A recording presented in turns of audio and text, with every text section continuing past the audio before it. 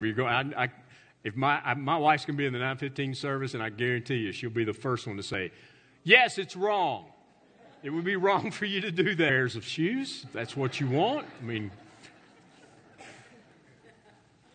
listen to me. The point that Jesus is making here in this verse is this: everything we own is temporary. It is. Listen, you don't take anything with you when you leave this world. Nothing. There's no U-Haul behind the hearse. We laugh at that, but it's not. You came into this world with nothing. You go out of this world the same way. You leave everything behind. And what Jesus is saying was, listen, nothing's going to last. That's why he says in verse 19, don't store up your treasures here on earth because of moths that eat them, rust that destroys them, and thieves break in and steal them. They're all temporary.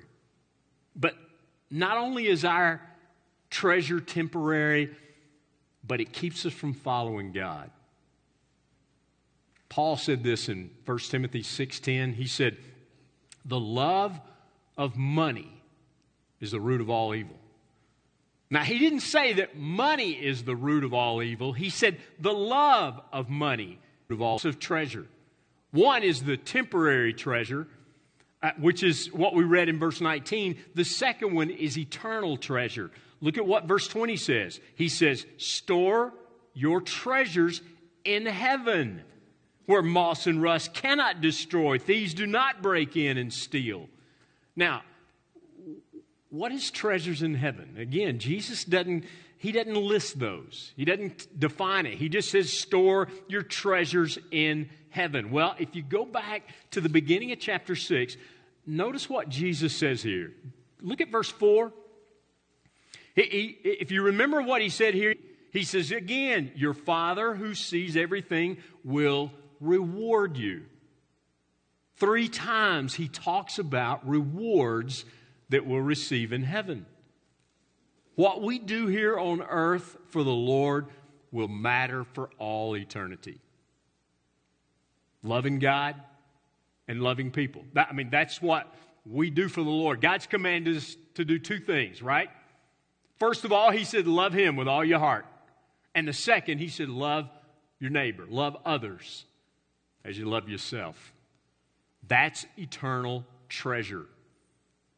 And so the bottom line of what Jesus is saying in these first 2 verses is simply this: live for eternal things, not temporary things.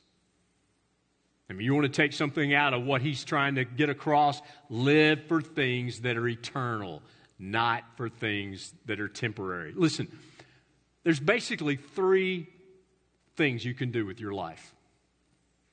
You can waste it. That's probably one of the saddest things, is seeing somebody waste their life. Just throw their life away. You can live your life just pursuing things. You can pursue success. You can pursue money. That's just what drives you. You can spend your life just pursuing things. Or third, you can invest it. You can invest your life in others, using your time and talents to make a difference in someone's life. Investing your life in kingdom work. Now, Jesus is going to make a great statement here in verse 21. Let's look again at what he says. He says, wherever your treasure is, there the desires of your heart will be. So he's saying, you want to find out where your heart is, check out where your treasure is. If your life is focused only on the things of this world, temporary things, it's a good indicator of where your heart is.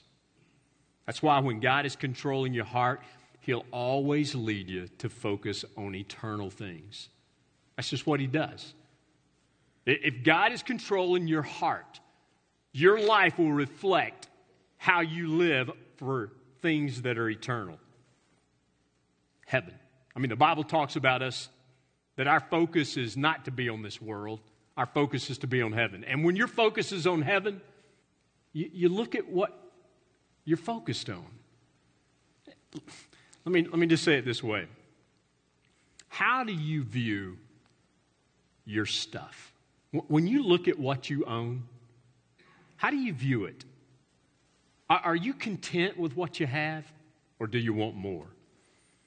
Is your attitude, I've got to have more, or is there contentment? What Jesus is saying was, listen, what you see, what you're focused on. And then he goes on to say, listen, if your eye's good, your whole body is filled with light. But if your eye is bad, your whole body is filled with darkness. If the desire